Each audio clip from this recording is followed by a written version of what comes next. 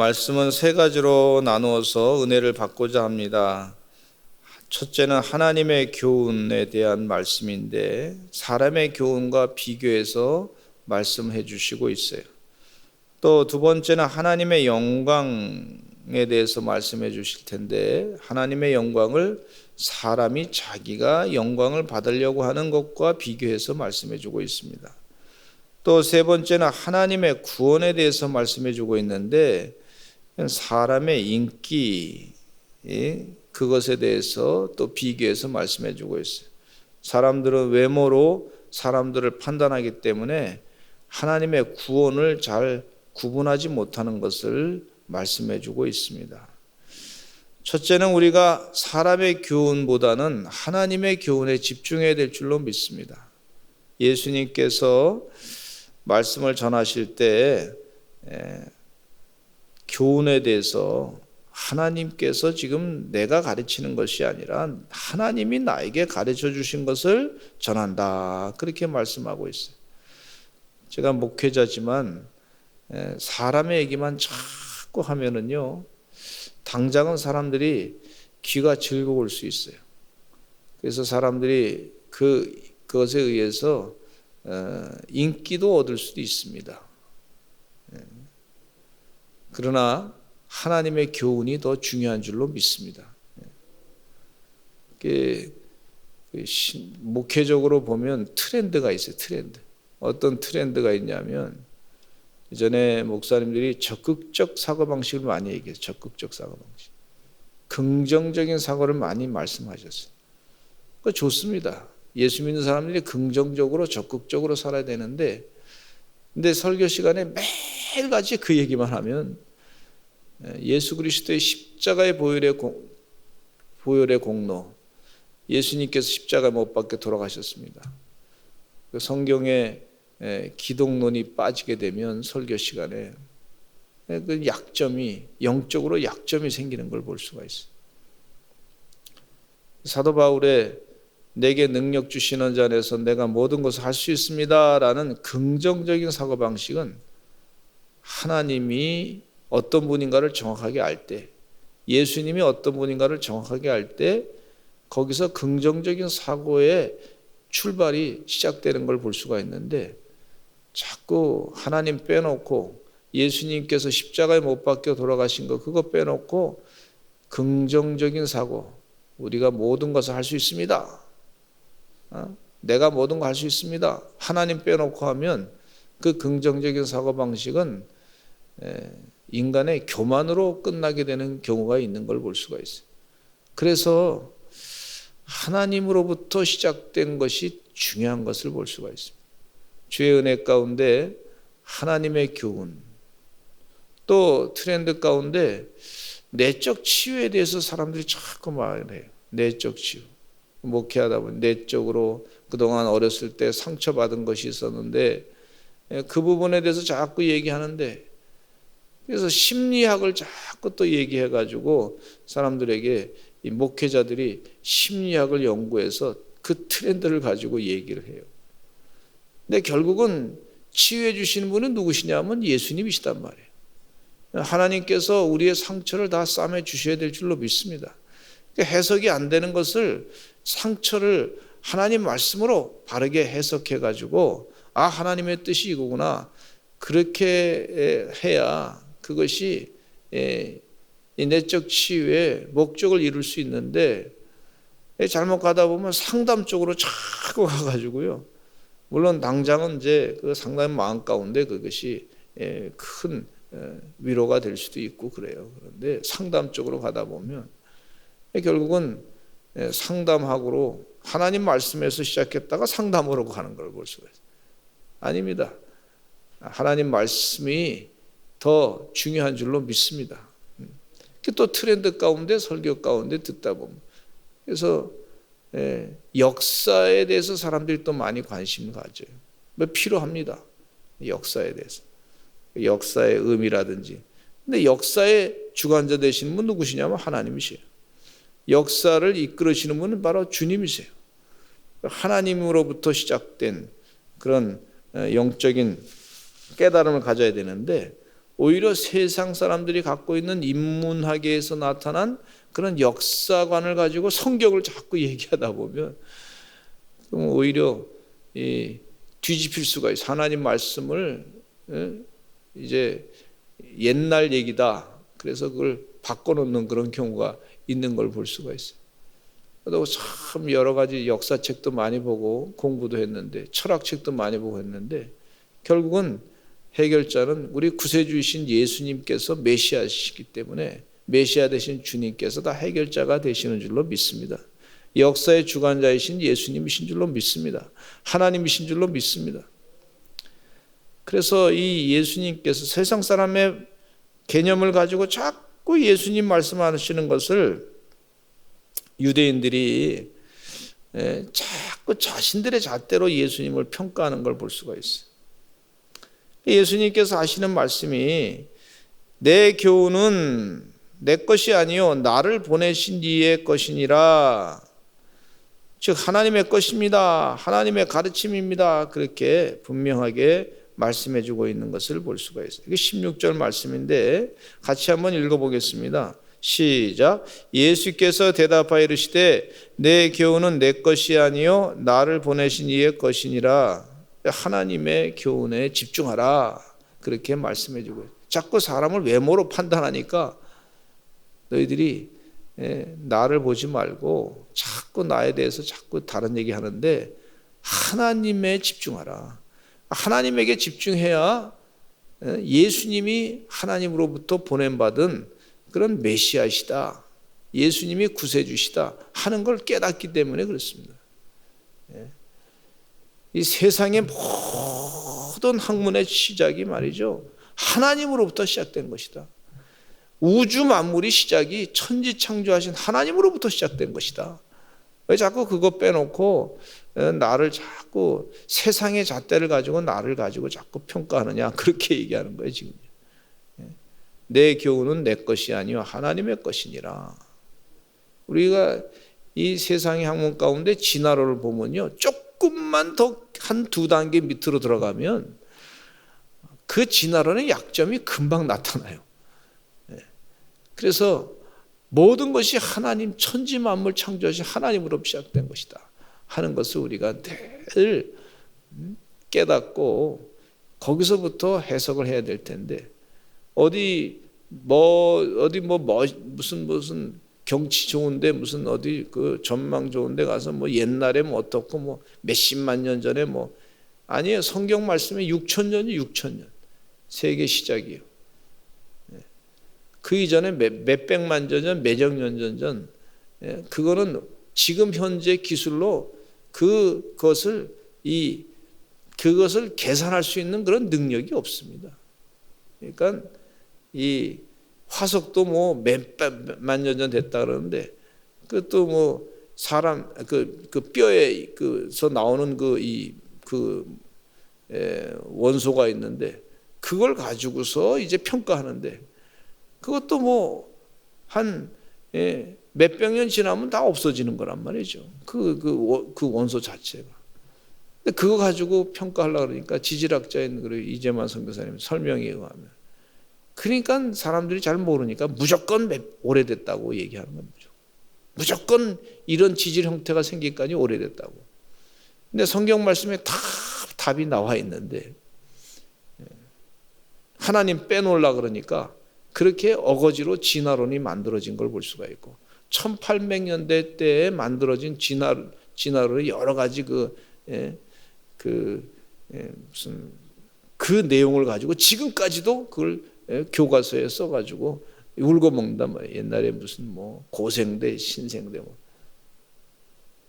그동안 참 우리가 하나님 말씀을 너무 도외시하다 보니까 자꾸 세상에, 그러니까 자꾸 이 과학도 자꾸 바뀌는 걸 볼 수가 있어요. 하나님 말씀은 영원한 진리인 줄로 믿습니다. 그래서 예수님에 대해서 자기 잣대를 가지고 율법주의자들이 자꾸 보다 보니까, 그러니까 내 교훈은 하나님으로부터 온 것이다, 나를 보내신 이의 것이니라. 할렐루야. 우리가 하나님 믿는다는 게 얼마나 큰 축복인지 몰라요. 영원한 진리 되신 하나님과 대화할 수 있고, 그 주님께서 기도할 때 깨우쳐 주시고 은혜 주시고 참된 영원한 진리 가운데 우리 삶이요, 우리 육신의 삶이 다가 아니란 말이에요. 육신의 장막을 벗으면 영원한 시간이 있는 걸 볼 수가 있어요. 우리에게 영과 혼과 육이 있는데 우리 영을 우리 하나님께서 가르쳐 주신 걸 볼 수가 있어요. 성령을 가르쳐 주신 것을 볼 수가 있어요. 그래서 하나님의 교훈을 깨닫게 해 주셨단 말이에요. 얼마나 감사한지 몰라요.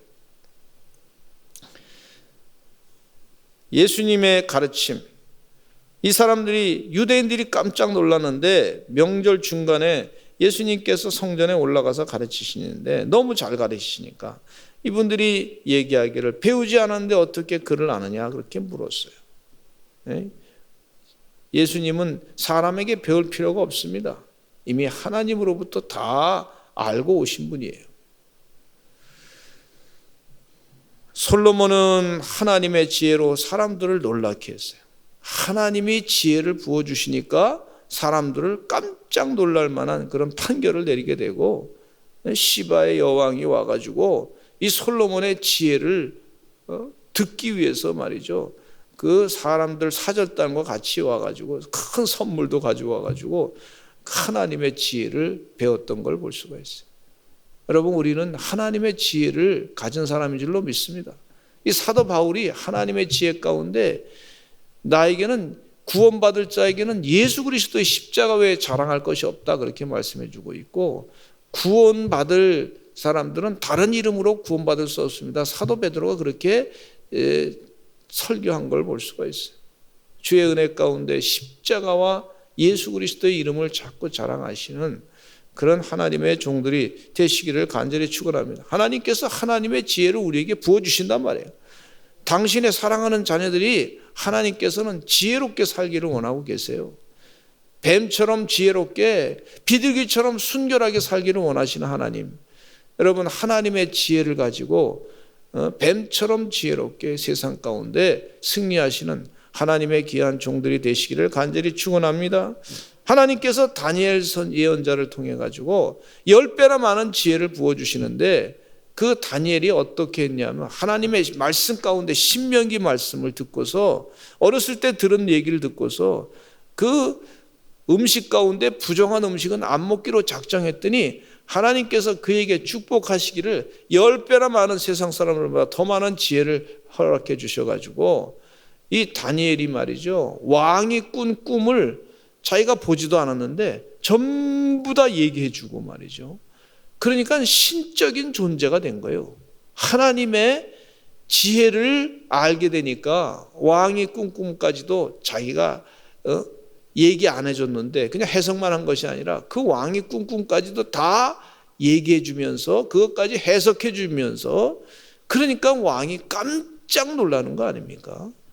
하나님의 지혜 가운데 일어나는 현상이라고 볼 수가 있어요.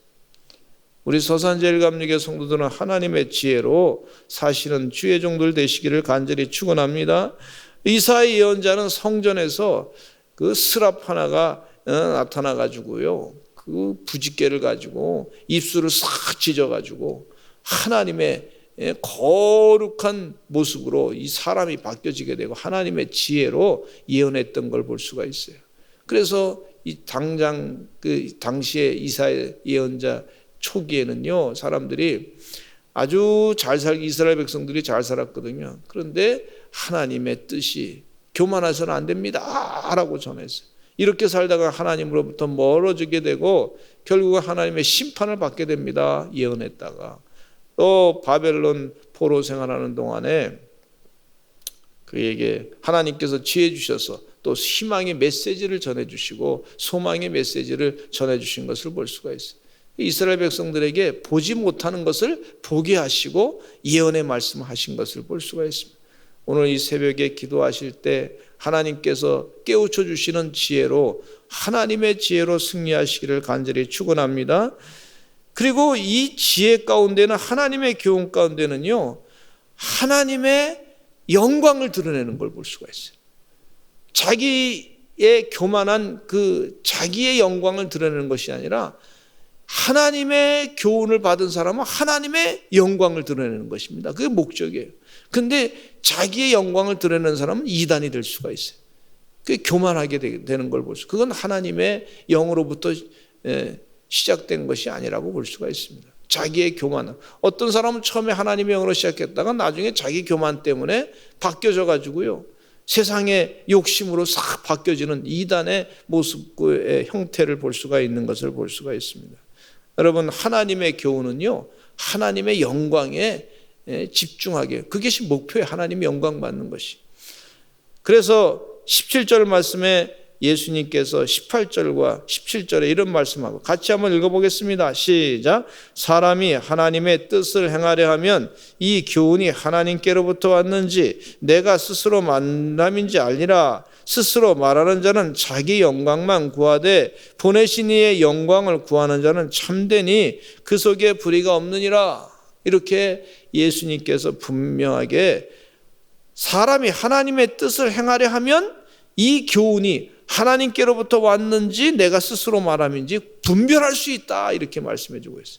내가 하나님의 영광을 드러내기 위해서 애쓰다 보면 내가 하는 말이, 예수님 하시는 말이 하나님께로부터 온 것인지 아니면 사람으로부터 온 것인지 분별할 수 있다, 이렇게 얘기해 줘요. 무슨 얘기냐면 유대인들이 지금 하나님의 일을 하고자 하는 그런 마음이 없기 때문에 내 교훈이 하나님으로부터 왔는지 잘 모른다, 그렇게 얘기해 주시는 말씀이죠.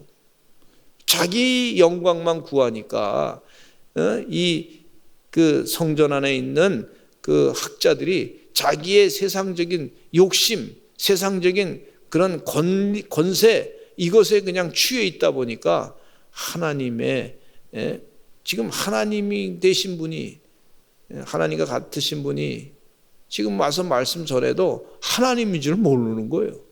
이게 메시아인지 모르는 거예요. 그게 안타까운 거예요. 그래서 예수님께서 그 부분에 대해서 지적하시고 가르치시는 것을 볼 수가 있어요. 스스로 말하는 자는 자기 영광만 구하되 너희들은 자기 영광만 구한다.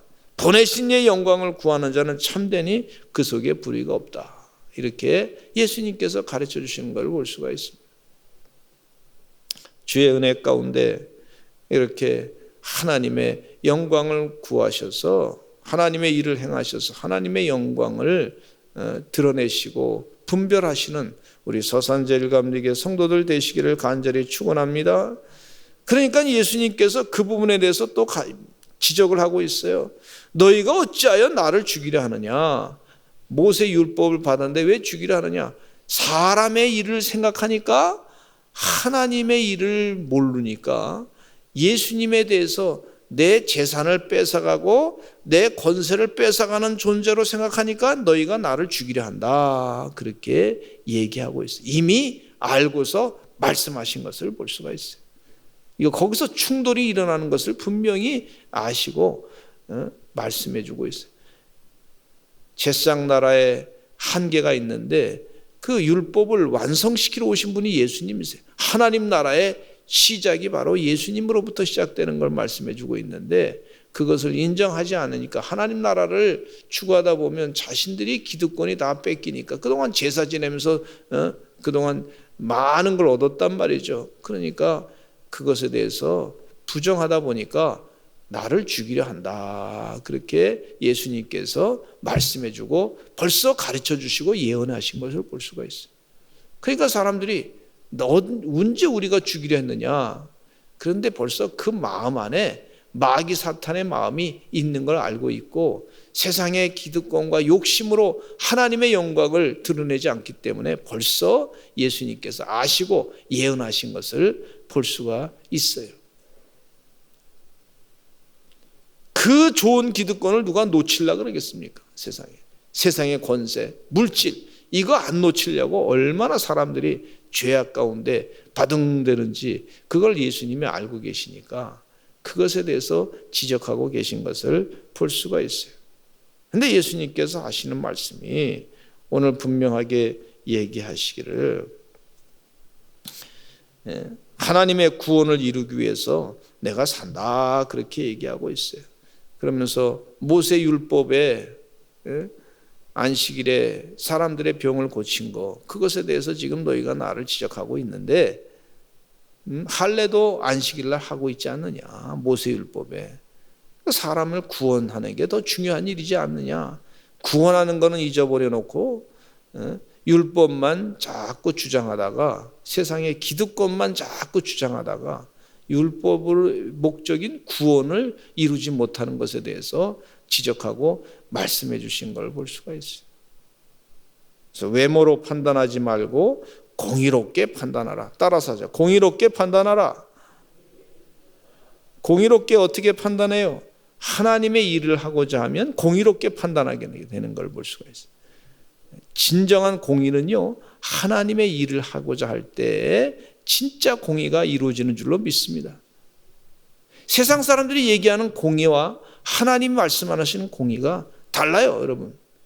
세상에 공의, 정의 뭐 이렇게 쭉 얘기하는데 가만히 이념화 된 사람들이 얘기 들어보면 공의, 정의 잔뜩 얘기하는데 가만히 듣다 보면 거기 하나님으로부터 시작된 게 아니야. 자기 욕심에서부터 시작된 거야. 하나님으로부터 시작된 공의는요, 하나님의 일을 하고자 하고 자기 영광을 취하고자 하는 것이 아니고 하나님의 뜻을 이루기 위한 공의인 줄로 믿습니다. 예수님께서 십자가에 못 박혀 돌아가시면서 우리의 모든 더러운 죄를 다 사해 주시는 그 사랑, 그것을 발견하는 공의, 그게 정말 공의란 말이죠. 주의 은혜 가운데 너희가 공의롭게 판단하라. 외모로 나를 보지 말고 공의롭게 판단하라. 그렇게 권고하고 계신 것을 볼 수가 있어요. 진정한 공의는요, 하나님 말씀에서부터 시작하는 것을 볼 수가 있어요. 진정한 인권은 하나님 말씀에서부터 시작하는 걸 볼 수가 있어요. 주의 은혜 가운데 우리가 하나님의 사랑을, 이게 영적인 분별력을 가지고 자꾸 바르게 얘기하니까 어떤 사람들이 자꾸 교회를 가지고 잘 모르니까 핍박하는 걸 볼 수가 있어요. 정말 자꾸 핍박하는 걸 볼 수가 있어요. 정말 본인들은 막 살인하고 사람 많이 죽이는데 그런 일을 하는데도 회개하지 아니하고 계속해서 하나님의 공의를 잘 모르니까 그렇게 자신들의 기득권을 자꾸, 약점을 자꾸 지적하니까, 그러니까 자꾸 교회를 공격하고 핍박하는 걸 볼 수가 있어요. 하나님 은혜 가운데 공의롭게 판단하는 이 대한민국 되게 해달라고 간절하게 기도하시기를 간절히 축원합니다. 우리 이 시간 오늘 또 기도하실 때 기도 제목 많은데 나라를 위해서 기도하시고, 민족을 위해서 기도하시고, 세계 선교를 위해서 기도하시고, 하나님의 공의가 분명하게 드러나게 해 주시옵소서. 생명의 복음이 온전히 세계 만방에 증거되게 하여 주시옵소서. 하나님 은혜 가운데 또 이 세계 만방에 복음이 증거될 뿐만 아니라 늘 걱정과 기도 제목이 뭐냐면 이 공교육에 말이죠. 공교육이 자꾸 이상한 쪽으로 가고 하나님의 뜻을 거스르는 쪽으로 자꾸 학생들을 가르치고 있어요. 우리 자라는 세대가 바르게 하나님 말씀 안에서 자라나야 될 텐데 걱정이 돼요. 우리 주여 한번 외치시고 하나님 은혜 가운데 큰 영적인 변화가 있게 해 주시옵소서. 우리 주여 한번 외치고 기도하겠습니다. 주여